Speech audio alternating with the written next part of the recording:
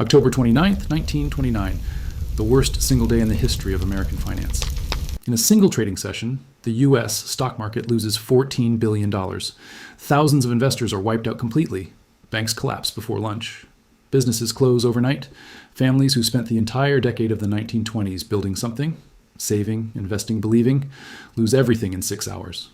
And somewhere in Midtown Manhattan, one man is sitting alone in a private office watching the ticker tape. With every number that drops, he gets richer. With every margin call that fires, with every forced seller who floods the market, with every panicked broker screaming into a telephone, he gets richer. By the end of that day, he has made $100 million in a single month of trading. In today's money, $1.8 billion. He didn't get lucky. He saw it coming years before it happened. He studied the patterns, built his position quietly, and waited while every bank on Wall Street told him he was wrong. While the newspapers called him a fool, while the Federal Reserve itself was blind to what he could already see. He was right, and he was the most hated man in America for it. So here's the question you need to sit with before we go any further. What does the greatest trade in history look like 11 years later? November 28th, 1940. A man walks into the cloakroom of the Sherry Netherland Hotel on Fifth Avenue in Manhattan. He sits down in a chair. He takes out a piece of paper and writes 8 words to his wife. "My life has been a failure. Love, Lori." Then he shoots himself. The greatest trader who ever lived, dead at 63. Alone in a hotel cloakroom, half a mile from where he made $100 million shorting the collapse he predicted. His name was Jesse Livermore, and this is the story of how one man cracked the code of markets, and why cracking the code wasn't enough to save him. Jesse Livermore made and lost 4 separate fortunes in his lifetime. Not 1, 4. Each time he went bankrupt, he came back. Each time he came back, he made more than before. By 1929, he was the most feared trader on Wall Street. Banks monitored his positions. The Federal Reserve tracked his moves. When Jesse Livermore shorted a stock, the entire market paid attention. But this isn't just the story of one man's rise and fall. Livermore's trades followed patterns, the same patterns that appear in every market bubble from 1907 to 2008 to right now.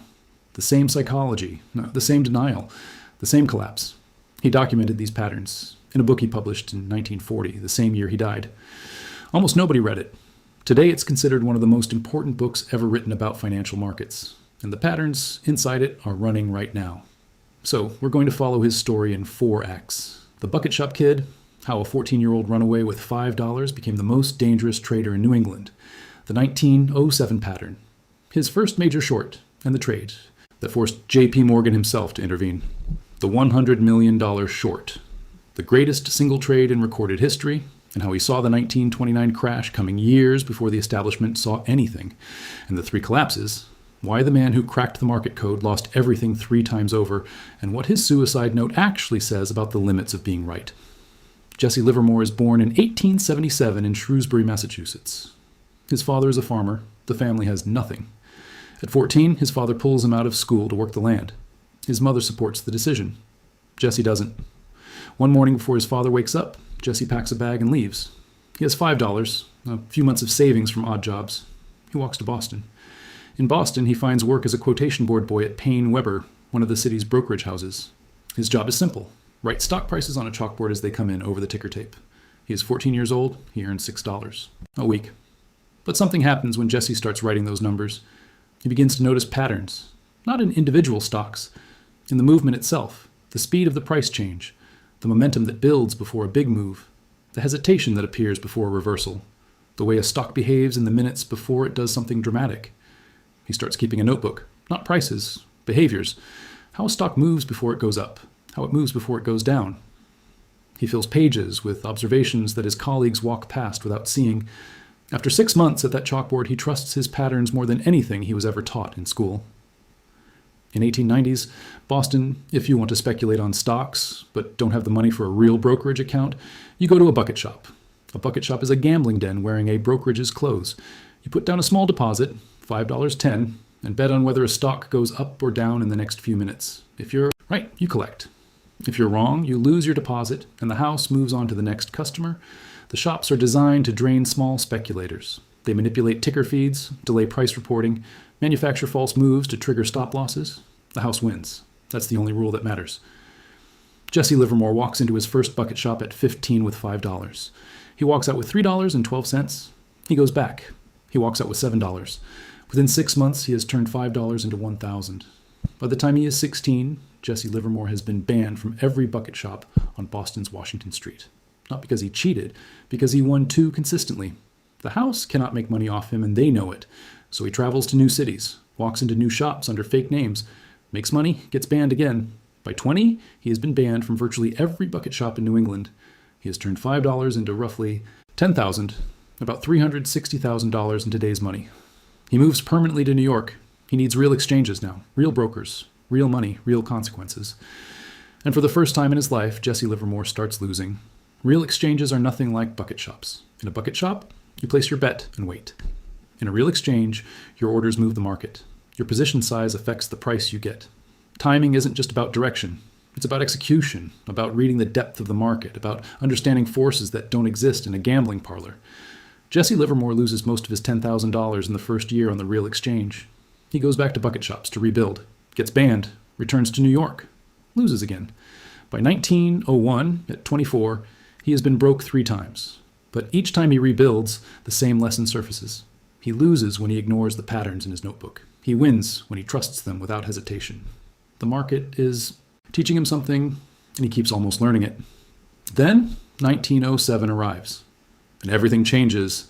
The United States in 1907 is in the middle of a massive credit expansion. Banks are lending recklessly.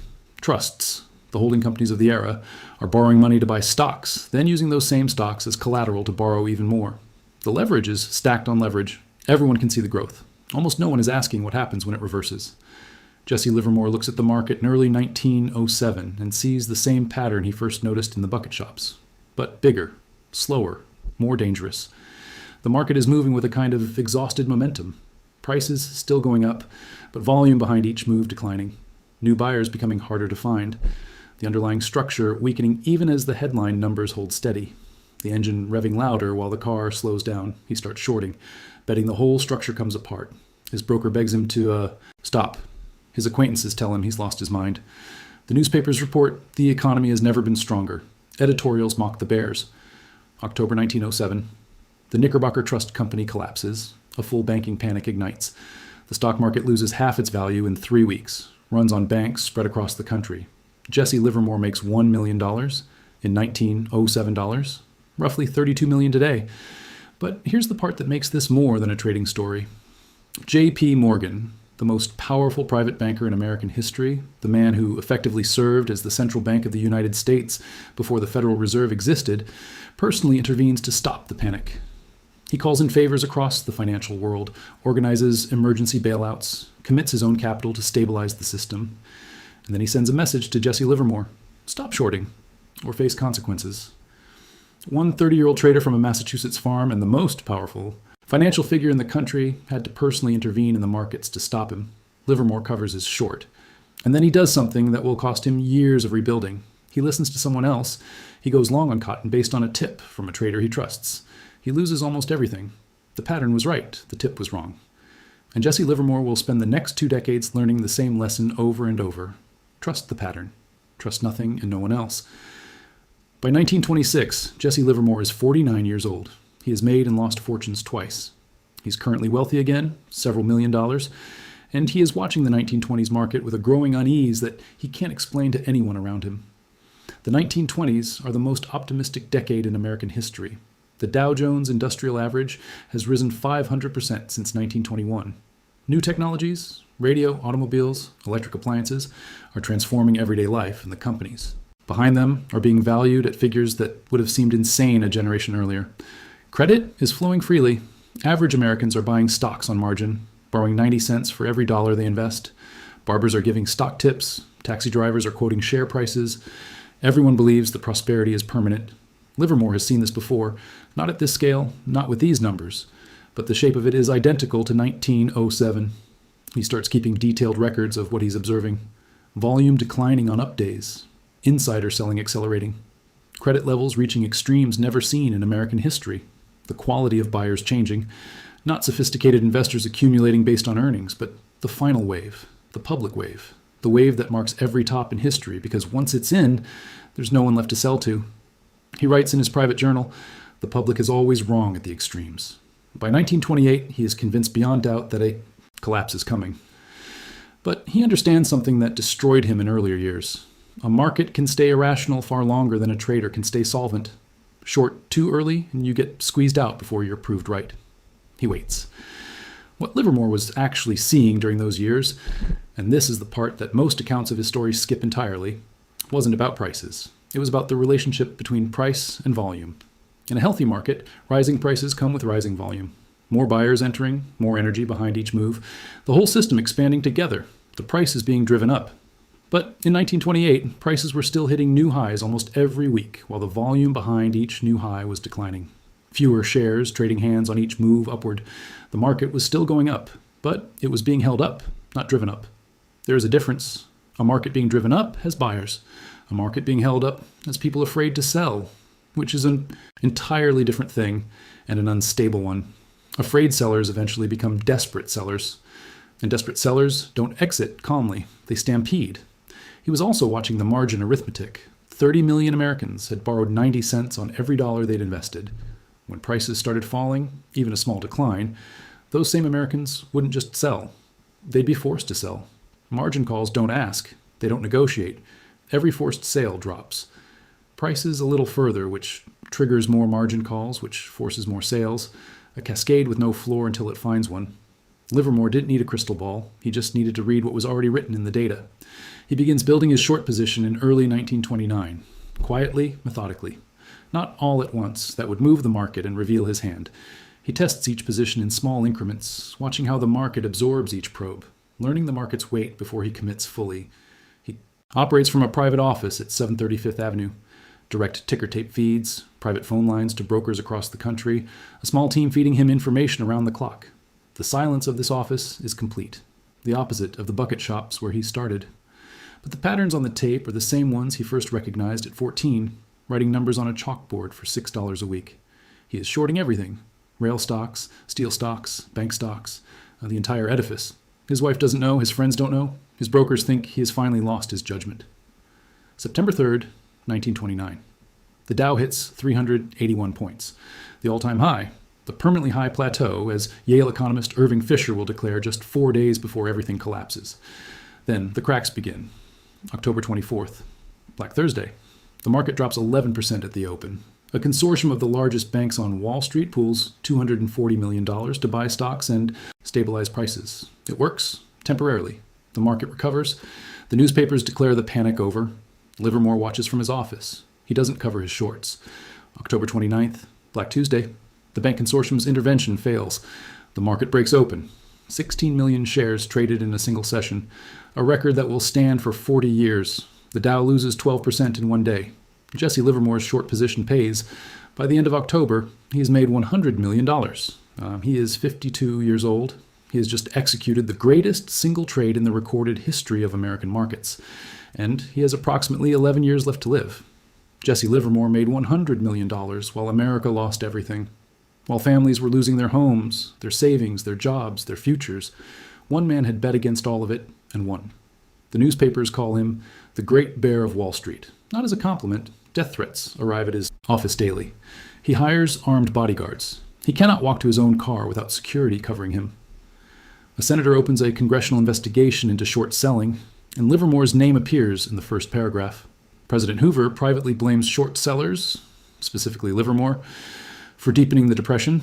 The man who predicted the crash is being blamed for it. He doesn't particularly care. He has $100 million and he has been right. But the pattern that made him rich is about to start working against him. And this time, the enemy isn't the market. Here's what the newspapers got wrong when they covered his death in 1940. They framed it as a financial failure, a man who made $100 million and lost it all. The story of a trader who couldn't quit when he was ahead. That misses the point entirely. Jesse Livermore didn't die because he lost money. He had lost money before, 3 times, and come back further than where he started each time. Bankruptcy was not a new experience for him. It was not what broke him. He died because he became obsolete. In 1934, Congress passes the Securities Exchange Act, new regulations specifically targeting the kind of large-scale coordinated market operations that Livermore had spent 40 years perfecting. The block positioning, the way he could read and move markets simultaneously, the strategies that had made him the most feared trader on Wall Street, regulated into illegality or made operationally impossible. He wasn't just broke, he was a craftsman whose tools had been outlawed. Think about what that means in practice. Take the one discipline you have spent your entire life mastering, the one thing you are genuinely great at, the thing that defines who you are and how you see the world. Now tell that person that the rules changed overnight. Your skills are now worthless. Not because you're wrong, because the game itself has been redesigned. He kept trading, but he was now competing against a new generation of operators who had grown up inside the new regulatory framework. Traders who understood the post-1934 system instinctively, who had never known the world Livermore came from, who didn't carry 40 years of pattern recognition calibrated to a market structure that no longer existed. He was fighting a new war with weapons built for the last one. Every loss after 1934 wasn't just financial. It was confirmation of something he could not accept, that the market he understood, the market he had spent his life mastering, was gone. And the market that replaced it didn't care who he used to be. By 1934, 5 years after the greatest trade in history, Jesse Livermore files for bankruptcy for the third time in his life. $100 million. Gone. He owes money to banks, brokers, and creditors across 12 states. His wife sells her jewelry to cover immediate debts. His Fifth Avenue office closes permanently. The phones go quiet. The money. Running out was just the final symptom. The real collapse had happened the moment he understood he couldn't adapt. At 57, Jesse Livermore is broke, famous for all the wrong reasons, blamed for a catastrophe he predicted rather than caused, and obsolete in the market he spent his whole life understanding. He tries to come back. He always tries to come back. But the edge that made him is gone. He makes money occasionally, loses it quickly. The patterns are still there. He can still see them, still read the tape the way no one else can. But executing on those patterns legally, within the new rules, with the new instruments, with the new participants, requires instincts he does not have and is too old to build. In 1940, at 63, Jesse Livermore does something he has never done before. He sits down and writes everything he knows. He calls it How to Trade in Stocks. It is published in March 1940. It sells poorly. The country is watching Hitler march across Europe, and nobody's interested in a stock trading manual during a depression. The book is quickly forgotten. But inside it, Livermore writes extensively about the psychological patterns that destroy traders, the ego that refuses to cut a loss, the tips that override the system, the emotional need to be right rather than profitable, the way a trader who has been great for years starts to believe that greatness is permanent and stops doing the actual work that made him great in the first place. He is describing himself. He knows he is describing himself. He writes it anyway because it's the only honest thing he has left to give. November 28th, 1940. Jesse Livermore has lunch with his wife Dorothy at the Sherry Netherland Hotel on Fifth Avenue, the same avenue where his private command center once operated, where he ran the greatest short in market history, where his name once made bank presidents nervous. He excuses himself from the table. He says he's going to make a phone call. He walks to the hotel cloakroom. He sits down. No ticker tape here, no phones ringing, no brokers, no numbers, just silence. He takes out a piece of paper, 8 handwritten pages, and writes a letter to his wife. The letter describes not financial failure, not professional ruin, but something deeper, a darkness that had followed him for decades, an inability to feel satisfaction regardless of what he achieved, a sense, persistent and unshakable, that the gap between what he understood and what he could become had never closed. He signs it. My life has been a failure. Love, Lori. Then he takes out a pistol. When the newspapers cover his death the following morning, most of them lead with the money. The man who made $100 million and died broke. The irony of the great bear of Wall Street dying penniless, alone, in a hotel cloakroom. But the money was never the story. The story was in those 8 pages. Jesse Livermore spent 50 years studying one. Question: why do markets collapse? His answer, documented across 4 decades of trades and finally committed to paper in the last year of his life, was not about economics or interest rates or government policy. Markets collapse because of human psychology, because of greed, because of denial, because of the desperate human need to believe that the good times are permanent, because of the gap between what the data shows and what people are willing to see, because of the last buyer who overpays and the first seller who won't wait. He watched it happen in 1907. He watched it happen in 1929. And he saw the seeds of it again before he died. Here's what makes his story something other than a history lesson. The patterns he documented, the specific market behaviors he spent his life studying, are not historical artifacts. They are not products of the 1920s economy or the bucket shop era or the pre-regulatory market. They are products of human nature, and human nature does not update its software. The first pattern, price rising while volume declines. In 1928 and 1929, the market was hitting new highs on declining volume, the engine revving while the car slowed. In specific sectors of today's market, the same divergence is visible. prices at or near all-time highs, but the number of stocks actually participating in those highs shrinking, a narrower and narrower base holding up a record index. Livermore called this a market being held up rather than driven up. He knew exactly what came next. The second pattern, margin debt at historic extremes. In 1929, American investors had borrowed 90 cents on every dollar they invested. When prices fell, the margin calls didn't ask permission. They forced sales that forced more sales in a cascade with no natural floor. U.S. margin debt has recently reached levels not seen since the peak before 2008. The mechanism is identical. The arithmetic is identical. The only variable is timing. The third pattern, the public enters last. In 1929, it was barbers and taxi drivers buying on tips, the last wave of retail money before the top. In 2021, it was Reddit forums moving markets in hours, zero commission apps putting leverage in the hands of first-time traders who had never seen a bear market. In both cases, the final wave of retail participation marked the exhaustion of buying pressure. The last buyer has no one left to sell to. After that, prices can only go one direction. The fourth pattern, the establishment declares a permanently high plateau. In 1929, Irving Fisher, a Yale economist, one of the most respected financial minds in the country, declared that stocks had reached a permanently high plateau. He made this declaration 4 days before Black Tuesday. 4 days. The most credentialed voice in American economics, looking directly at the top of the greatest bubble in history and seeing a new normal. Livermore's private response to declarations like Fisher's was always the same. When the last person who should be buying finally buys, when the credentialed optimist calls it permanent, when the public piles in, when every magazine runs a cover story about the new era, that's when you study your short. Now here's what Jesse Livermore understood that Irving Fisher did not, that the newspapers of 1929 did not, that the commentators of 2000 and 2008 and 2021 did not.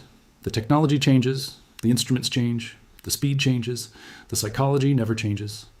1929 had ticker tape and telegraph. 2000 had dial-up internet and message boards where amateur investors called themselves experts. 2008 had mortgage-backed securities so complex that the people selling them couldn't explain them. 2021 had zero-commission apps and social media and a generation of new investors who had never experienced a bear market telling each other that stonks only go up. Different instruments, same psychology, same patterns, same ending. Every time, Livermore died, believing his life was a failure. He died in a hotel cloakroom, having lost the fortune that should have defined his legacy, having written a book that almost no one read, having watched the market he spent 50 years mastering change its rules underneath him until he couldn't operate inside them anymore. But here's what he could not have known sitting in that cloakroom.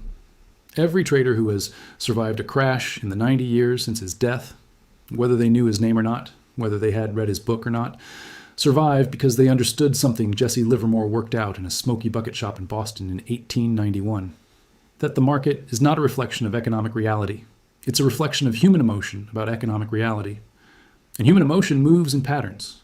Predictable, repeating, historically consistent patterns. The market doesn't care what you think. It only cares what everyone else is about to do. And right now, if you look at the volume data, the margin levels, the participation breadth, the retail sentiment, the quality of the reasoning being used to justify current prices, if you know what Livermore knew and look at what he would have looked at, the pattern is familiar. 3 times Jesse Livermore saw that pattern and was right. Twice he acted on it and made fortunes. Once he stayed too long, adapted too slowly, and lost everything. The pattern doesn't care who you used to be. It doesn't care that you were right before. It doesn't care that you understand it. It only cares whether you're positioned correctly when it completes. Jesse Livermore died thinking he had failed.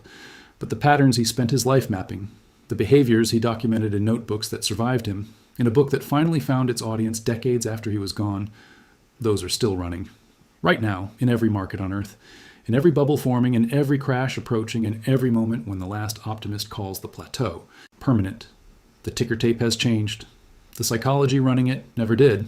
If this story changed how you see markets, how you see bubbles, how you see the gap between what the data shows and what people are willing to believe, subscribe. Because the pattern Livermore spent his life documenting didn't end in 1940. It's been running continuously since the first market ever opened. And the next time it completes, you'll want to have understood it before the fact, not after. The answers aren't hiding in the future. They're written in the past, and Livermore wrote them down.